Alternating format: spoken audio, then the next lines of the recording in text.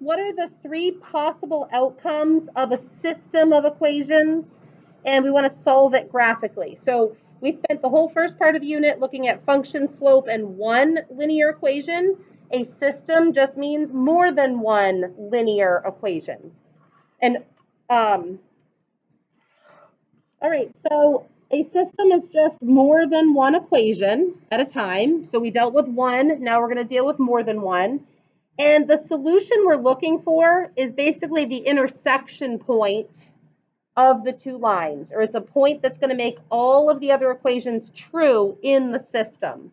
So it can't just satisfy one of the lines, it satisfies both. And this is a really helpful visual. When will there be one solution? When two lines intersect at one place, that is the solution. So the solution to this system would be 3, 4. So the one solution that satisfies these two lines is the intersection point. So there's these two other situations that we're going to encounter. There could be no solution. So if the lines are parallel to each other, they are never going to intersect, right? So I can never be on this line and this line at the same time. So we just call that no solution. Don't write the number 0 because 0 to me is a numerical number solution. So we're just going to write no solution. And then many solutions is caused by the same line being graphed on top of itself. And you may ask, why would I ever want to graph the same line on top of itself? Let's see, what's the equation of this line? This line is y equals what? 1x plus 1. You don't have to write this down. But if I had y equals 1x plus 1, I'm just going to multiply this equation by 2 because these two are the exact same line. So did I write a system of equations? Yes, because I have more than one equation. But when I go to graph it, my first step is divide by 2 to get y by itself. And I really have just written that same line again. So I'm just going to graph the same line on top of itself. So guess what? That means that every single point on this entire black line is a solution. So we say that there are infinitely many solutions because this line goes forever. So there's dots in between the dots, right? There's infinite dots on that line. So there's no solution and there's infinitely many. I hope that you've maybe been exposed to this before in Algebra 1. So we're going to practice doing this graphically and algebraically. So we're going to do these together on this page, and then you're going to try a few on this and the homework. So I've given you some ugly systems of equations. We need to get the y by itself first. We have to do it twice because there's two different equations. So you're going to get really good at this. All right, what would I do first on number 1? How am I going to get this y value by itself?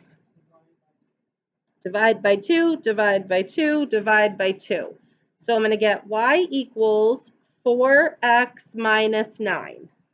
This is when you might want to use your ruler, because if you can get a really straight line, it will help you find the intersection point of the two lines. So I'm going to start at -9, and I'm going to go up 4, 1, 2, 3, 4 over 1, 1, 2, 3, 4 over 1. And then I'm going to use my ruler just to make sure that I've got this pretty straight so that I can find the intersection point. If you want to do the lines in two different colors, that's fine. If you want to do it in pencil, that's fine.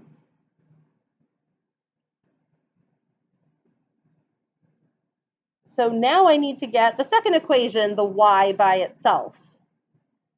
So my first step is to do what? How am I going to get y by itself in this second equation?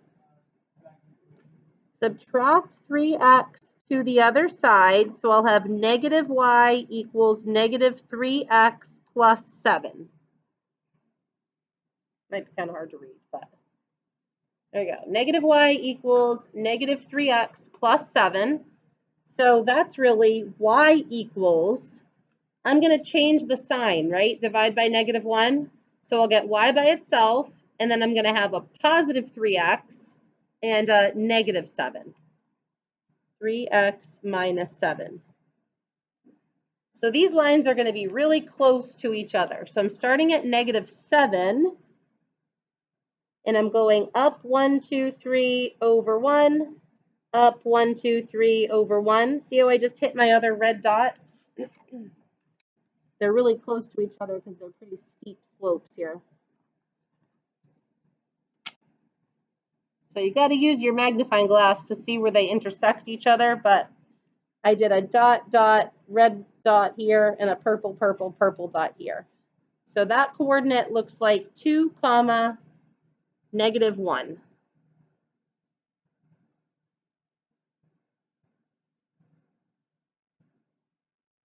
And I could check that it works. If I plug in -1 over here, I get a -2. And then if I plug in 2, I get 16 minus 18, which is -2. So it works in the first equation. And I could plug in 2, I get 6. And then minus -1 is 7. So if you're unsure of the coordinate, you can double check that the coordinate makes both equations true. All right, number 2. I put it in a nice format for you, ready to graph, right? So I can start at -5, and I'm going to go up 3 over 1. Up 3 over 1. And I'm going to use a ruler so I can see all the points on that line.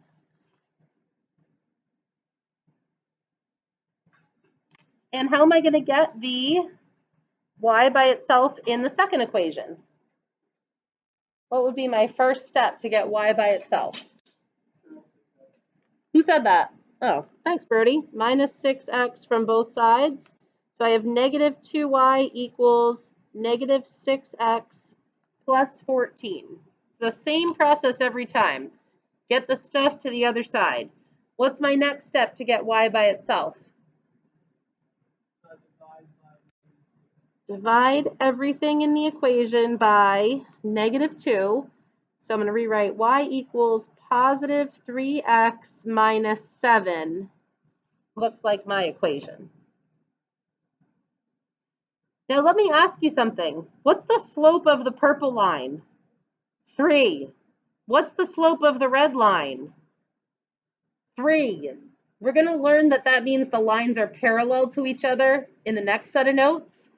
But when I graph this, if I graph this really carefully, the lines are never going to intersect. Up 1, 2, 3 over 1, up 1, 2, 3 over 1. So they're going to ride parallel to each other. If you don't use a ruler, you might accidentally make them intersect, but they should kind of ride parallel and never cross. I guess I should have made the y-intercepts more spread out, because that's a challenging one to graph if you're not precise. So what would I write down the solution as? Where did they intersect? They did not intersect. So the answer is not that the lines are parallel, because I'm looking for an intersection point. So you need to write down no solution to get full credit that you actually found the answer. Just writing the word parallel, you're not going to get full credit for the solution to the problem. So try to be clear with your language. I might ask why. Why is there no solution? There is no solution because the lines are parallel. All right, the next one. How do I get y by itself? I have to subtract 2x. Yep, so 6y equals -2x plus 18. And then I need to divide through by 6, and something funky kind of happens. I get -1/3 x plus 3. So guess what?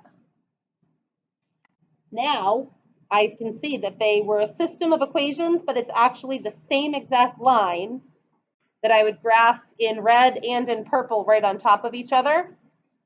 So it's good that you know the answer at this step, but you're going to prove it to me by still graphing it. Even though you know it's infinitely many solutions, you're still showing graphically what the solution is. Start at 3, down 1 over 3, up 1 over, I can't read that, 1, 2, 3.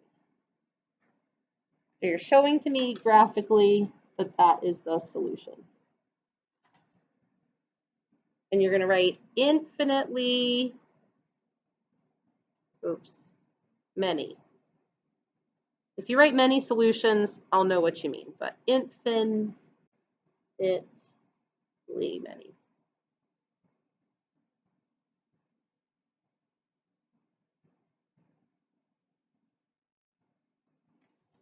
All right, we're going to do one more, and then I just gave you 3 for guided practice on the next page in class, and you've got some homework to practice it too.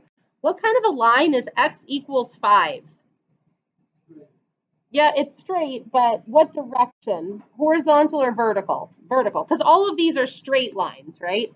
So it's that it's a vertical line at x equals 5. Because it's undefined, right? X equals is an undefined line. Okay, and then my other line, if it says negative x, what's my actual slope? Did you get this right on the quiz? It's a negative 1 over 1. So I'm going to start at 7, and I'm going to go down 1 over 1. I'm just going to go all the way until I hit my purple line so I can see where the dot is. There it is. Because I know they're going to intersect. Why don't you see if you can record that coordinate yourself, x comma y. Don't say it out loud. See if you can record the coordinate yourself.